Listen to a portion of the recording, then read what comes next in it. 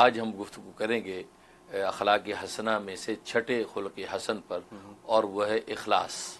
ٹھیک ہے، اخلاص، صدق و اخلاص جو ہے یہ چھٹا خلق حسن ہے۔ جی بالکل، اور ظاہر ہے کہ یوں سمجھیں کہ یہ اخلاص جو ہے تمام اعمال کی روح ہے۔ جیسے بدن جو ہے روح کے بغیر بیکار ہے، ایک لاشا ہے، اور اس کو مٹی میں دفنا دیا جاتا ہے، اس کی کوئی قیمت نہیں ہے، ایسے ہی اخلاص کے بغیر جو ہے عمل کی اللہ تبارک و تعالیٰ کی کوئی قیمت نہیں ہے۔ اس لیے قرآن کریم میں بھی جا بجا مخلصین لہ الدین کا عنوان اختیار کیا کہ وہ لوگ جو دین کے ساتھ مخلص ہیں، اللہ کے اس دستور حیات کے ساتھ مخلص ہیں، تو لہذا وہاں بھی جو ہے اخلاص ہی کا ذکر کیا گیا۔ اور اخلاص کا معنی ہوتا ہے خالص کرنا۔ خالص کا مطلب یہ ہے کہ یہ کوئی عمل جو آپ کرنا چاہتے ہیں، یہ لغوی اعتبار سے اس کا معنی یہ ہوگا کہ یا تو خالص رحمان کے لیے کریں یا خالص شیطان کے لیے کریں۔ تو لغوی اعتبار سے اخلاص دونوں پر حاوی ہوتا ہے کہ خالص رحمان کے لیے ایک عمل کر رہے ہیں تو وہ بھی اخلاص کہلائے گا، اور خالص غیر رحمان یعنی شیطان کے لیے خدا نہ خواستہ کر رہے ہیں تو یہ بھی اخلاص کہلائے گا۔ لیکن اصطلاح شریعت کے اندر جو اخلاص نیک عمل ہی کے اندر استعمال کیا جاتا ہے، بالکل برے عمل میں استعمال نہیں کیا جاتا ہے۔ جو خالص اللہ کے لیے عمل کیا جائے اس کو اخلاص بولا جاتا ہے اصطلاح شریعت میں۔ لہٰذا اس لیے تاکید کی جاتی ہے کہ کوئی بھی عمل کیا جائے وہ پورے اخلاص کے ساتھ کیا جائے۔ اور اس اخلاص کے 3 رکن ہیں۔ پہلا رکن نیت ہے کہ پہلے آپ نے نیت باندھنی ہے کہ جو عمل آپ نے کرنا اس کی نیت و ارادہ، کیونکہ نیت دل کے ارادے کو کہتے ہیں۔ جب تک دل کا ارادہ نہ ہو اس وقت تک انسان کام کوئی کر نہیں سکتا۔ تو سب سے پہلے نیت متعین ہوتی ہے، تو یہ دل کا ارادہ ہوا۔ اور دوسرا اس کا رکن جو ہے وہ اخلاص نیت ہے کہ نیت نیری کافی نہیں بلکہ خالص نیت ہونی چاہیے کہ آپ خالص اللہ کے لیے عمل کرنا چاہتے ہیں یا خالص غیر اللہ کے لیے کرنا چاہتے ہیں۔ تو وہ دوسرا جو رکن جو ہے وہ اخلاص نیت ہے۔ اور تیسرا جو رکن اس کا صدق عمل ہے کہ جو عمل آپ کرنا چاہتے ہیں اس عمل کے کرنے میں آپ بالکل سچے ہوں، سچائی کے ساتھ آپ عمل کریں، اس کے اندر کوئی کھوٹ نہ ہو، کوئی مکر و فریب نہ ہو۔ تو گویا کہ یہ 3 ارکان ہیں، یہ ارکان ثلاثہ جو اخلاص کے ہیں۔ جب یہ ارکان ثلاثہ مکمل ہو جاتے ہیں اس کے بعد گویا کہ اخلاص کا وہ مقام آپ کو مل گیا۔ جب آپ عمل کریں گے تو انشاءاللہ ضابطے کی روح سے اللہ تبارک و تعالی اس کو ضرور قبول کریں گے۔ اس لیے نبی کریم صلی اللہ علیہ وسلم کو بھی جو ہے اللہ تعالیٰ نے قرآن کریم میں تاکید فرمائی کہ اے محمد آپ ان لوگوں کو اپنے سے دور نہ کیجیے کہ جو صبح شام جو ہے اللہ تبارک و تعالیٰ کی ذکر و تسبیح اور عبادت کرتے ہیں، اور ان کا مقصود کیا ہے؟ صرف اللہ کی ذات چاہتے ہیں۔ ان کو صرف اللہ کی ذات چاہیے اور ان کو کوئی مقصود نہیں ہے۔ گویا کہ ان کو رب کائنات چاہیے، کائنات نہیں چاہیے۔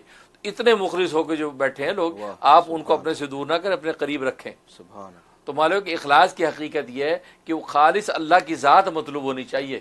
اللہ کی ذات سے ہٹ کر اگر کوئی عمل کیا تو اللہ کے وہ اخلاص نہیں کہلائے گا۔ اور یہی وجہ ہے کہ کل روز قیامت میں حدیث میں آتا ہے کہ بہت سے لوگوں کے اعمال ایسے ہوں گے کہ اللہ تبارک و تعالیٰ فرمائیں گے ان اعمال کو پھینک دو، یہ ہمارے ہاں قبول نہیں ہے۔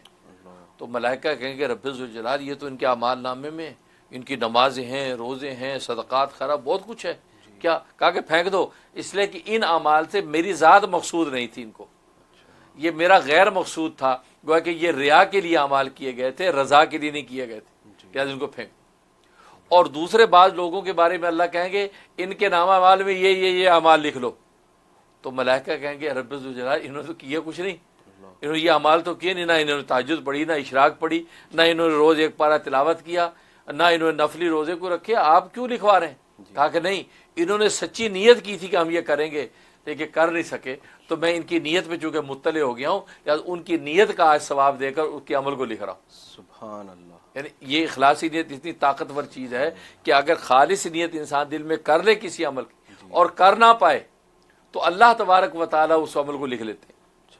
چنانچہ حدیث میں آتا ہے کہ بنی اسرائیل کے اندر ایک جگہ پہ قحط آ گیا، اور قحط کے نتیجے میں گاؤں سے لوگ جو ہے نکل کے وہاں سے چھوڑ کے جا رہے ہیں، تو ایک آدمی بھی نکلا وہاں سے بیچارہ، اس راستے میں ایک بہت بڑا ریت کا ٹیلا دیکھا، اور دیکھ کے اسے حسرت سے سوچا کہ کاش اگر یہ اناج ہوتا تو میں اپنے گاؤں والوں میں تقسیم کر دیتا اور بیچاروں کو گھر سے بے گھر نہ ہونا پڑتا، یہ دل سے سوچا۔ اسی وقت کے پیغمبر کو وہی آ گئی کہ شخص کو بلا کے جو ہے بشارت دے دو کہ پورا ایک ٹیلا اللہ کے راستے میں صدقہ کرنے کا ہم نے ثواب دے دیا۔ حالانکہ اسے کیا کچھ نہیں لیکن نیت کرنے کی وجہ سے اللہ تبارک و تعالی نے وہ عمل لکھ دی۔ اس لیے فرمایا حدیث میں نیت المومن خیر من عملی، کہ مومن کی نیت اس کے عمل سے بہتر ہے۔ لہٰذا نیت ضرور انسان کرے کہ یار میں یہ نیت کرتا ہوں، میں رات سونے سے پہلے سچی نیت کرے کہ یار تہجد میں اٹھوں گا۔ ظاہر تقاصر ہے، سستی ہے، نہیں اٹھا، لیکن نیت پر اللہ نے تہجد کا ثواب لکھ دینا ہے۔ سبحان اللہ، تو یہ نیت اتنی کام کی چیز۔ ٹھیک ہے، اسی وجہ سے حدیث میں فرمایا کہ لوگ اصل میں 4 طرح کے ہوتے ہیں۔